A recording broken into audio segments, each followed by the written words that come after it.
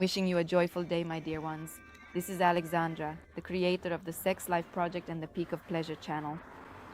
And the subject we are going to explore today is identifying exactly what drains our energy the most and what is the essential secret code for achieving true success in this brand new world. Watch until the end. The most secret will be revealed at the end. So I am a quantum psychologist, regression therapist, and business consultant. And over 15 years, I have gone through a great many practices. And the most effective of all is quantum physics. So what is quantum physics and the physics of consciousness? There will be more details in another video, but the main point is that all realities coexist. According to quantum physics, the observer determines which reality they perceive. He or she, the observer, perceives. There is no result to the experiment without the observer. The result of the experiment is determined by the observer. I repeat this several times on purpose because in reality we are in a matrix and it is very difficult for our minds to perceive even scientific facts. A scientist received the Nobel Prize for this fact, and now an entire field in quantum physics is dedicated to this. This is cubism, which is based on the proof that it is the observer who determines the outcome of the experiment. So each of us is the agent of our own reality. Each of us with our own consciousness, with our own form of consciousness, determines exactly what from the quantum soup of possibilities you will experience. You yourself determine what from the quantum soup of possibilities you experience in your life. And there are 3 patterns of perception. What is a pattern of perception? They can also be called filters of perception. That is, in what way do I embrace, create, bring forth reality? By what fundamental belief, by what core faith of mine I create this reality? So the first pattern of perception is called the pattern of separation. The pattern of separation is when we believe in objective circumstances. That this competitor can somehow affect me, that the government is somehow wrong or not right, and that it limits me in some way. That my partner is this way or that way. That I and the world are separate. That reality exists separately from me. The biggest trick of the system, the matrix, is the idea that we cannot influence the facts of our lives, our reality, in any way. And this first pattern of separation exists almost everywhere on the planet. Each of us is convinced that there are insurmountable circumstances, that something external influences us. So this is the first pattern in which most people on the planet have existed until the physics of consciousness, quantum psychology, and tools appeared that allow us not only to understand that I and the world are one, but also to use this knowledge. Because now many practitioners, many esotericists, many psychologists understand, and even many business people, those who work in very solid established fields, already realize that one state creates what is manifested in business. Energy is very important. All these concepts exist, and among esotericists, the idea that I and the world are one has been around for a long time. Among esotericists, among religious people, among those who are deep thinkers. But very few people actually understand what to do with this knowledge now. Okay, I and the world are one. First of all, this is only at the level of the mind, not at the level of deep experience. And secondly, what do you do with this? How do you live with this now? How do you change reality? All right, if I am the creator of my own reality, then how do I change it? And the physics of consciousness provides these tools. And we will start with awareness. Yes, awareness is already half the answer. So what reality templates are influencing us? Yes, realizing that I am in a prison, in the dungeon of the mind, is already half the work, as my desire to get out of it is born. So the first template we exist in, or in other words, the dungeon of the mind, duality, where there is bad and good and the world is separate. There a child started crying. Today I decided not to go home to film this video, but to shoot it in a cool little cafe instead. So the second template of perception is also called the religious one, or the old man on a cloud. That is, we believe even people who aren't religious are still imbued with this religious layer, that there is an old man on a cloud who punishes or rewards. And even if people say, yes, I don't believe in the old man on a cloud, I believe that everything is one, God is one, and everything is God, there is still this thought form. Believe me, it is often there after hundreds and thousands, hundreds of individual sessions and thousands of group sessions. Yes, about 10,000 people have gone through my sessions. And the practices, I'm not even talking about all the colleagues who are involved in this work. So it exists.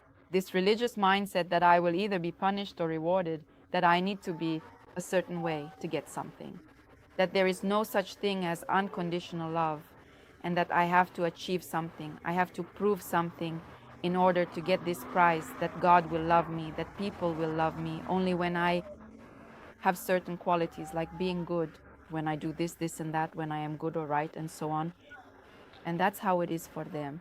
And there is an image of a punishing God, punishing for Adam's sins, or with some kind of suffering for sins, that there is someone or something that punishes me within me. This is the second perception pattern. The third perception pattern is magical thinking. And I spent a month and a half, sometimes 2 months, in the jungles with shamans. And as a rune master, a rune shaman, and at the core of this is already the idea that it's not just matter, that everything consists of energy, of atoms, and that you can see the structure of matter, which is actually an energetic structure. But even so, the pattern of separateness still remains. This is one of the most difficult patterns. A person has already delved into deep knowledge, into esotericism, already gone to the jungles, to shamans, to master gurus in India. I myself have been an esoteric for 15 years. I know what I'm talking about. It's almost even harder to get out of this pattern than the others, because there is faith. That first of all, you already know everything. You are already connected with God, with higher powers, with your higher self. But there still remains the belief that I still need some kind of force in order to influence my world, in order to change something in my reality. Whether it's a rune, or the energy of Yuvaska, or something else. And this is despite the fact that right now I continue to incorporate runes into my practice, among other things, after not using anything for 2 years. But now I use them not as an external force, yes, just like I usually drink water and now I drink juices, but this is a complex concept. So the third pattern is esoteric or magical, the idea that you still need something, some kind of external force to somehow influence my life. Yes, like in order to, say, get married, buy an apartment, or protect myself from someone, I need certain amulets, some protection, some energy to invoke. And this is also a pattern of separation. In what sense? That it's not me, as in I am not the God of my reality, not the creator of my reality, but rather I am small, insignificant, and something else must influence me in order to achieve a result or somehow change my reality. And the fourth pattern does not contradict the previous patterns. It doesn't say that they are wrong, it encompasses them. This is the so-called umbrella pattern. And in this pattern, it's about the fact that I am the creator of my reality. Whatever I believe in, that is what happens to me. At the same time, this isn't about simple belief. Oh, so if I just believe that I can jump off a floor and not fall, that there's no gravity, will that happen to me? No, that's not the kind of belief I'm talking about.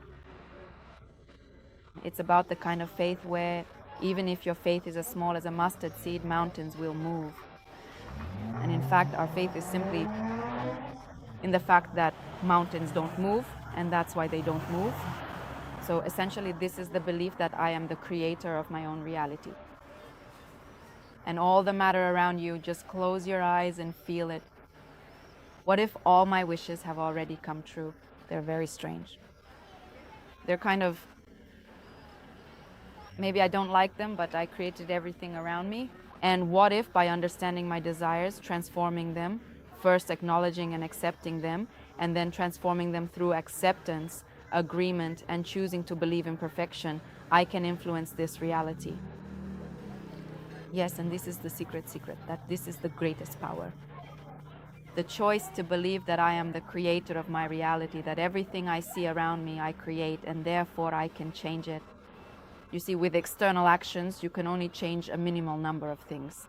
Yes, you can do a lot, achieve so-called successful success, emigrate, like I emigrated to Canada after 4 rejections, finally making it on the 5th try, breaking through walls, including with some magical tricks. But in reality, I only needed to ask one question. Why do I want not to get to Canada? Why do I want to not have what I currently have? But working with desires is a topic for a separate broadcast. This broadcast was about patterns of perception and about how the pattern of separateness drains the most energy. This is the root, the foundation of struggle, envy, jealousy, everything that takes our energy away. How, by not healing jealousy, envy, anger, hatred, tears, and resentment, no matter how much you try to heal, if you don't heal this root, the belief that I am a victim of circumstances, or a victim of a punishing God, or a victim of some magician or curses. You can spend years healing these little branches, the branches of jealousy, resentment, and separateness. But what's important is to fundamentally change and transform the root itself, the very root of your beliefs. And by changing it, we change our consciousness. And now, in order to truly inspire this profound inner change, you should take a moment to deeply ask your superconscious, connect with your higher self, or reach out to whatever divine power you personally believe in and consistently turn to for guidance in your life. I suggest you turn to your superconscious, your higher self. Help me realize what percentage of my energy I lose to the pattern of separateness. I don't fully understand what the pattern of separateness is, but I want to hear a number, and the very first percentage that comes to your mind. Please write it down in the comments section below. The very first one, don't be afraid no matter what it is, 90 or 25 or 3, and just write how much energy do I lose to the pattern of separateness in percent. And until the next videos, until we meet again,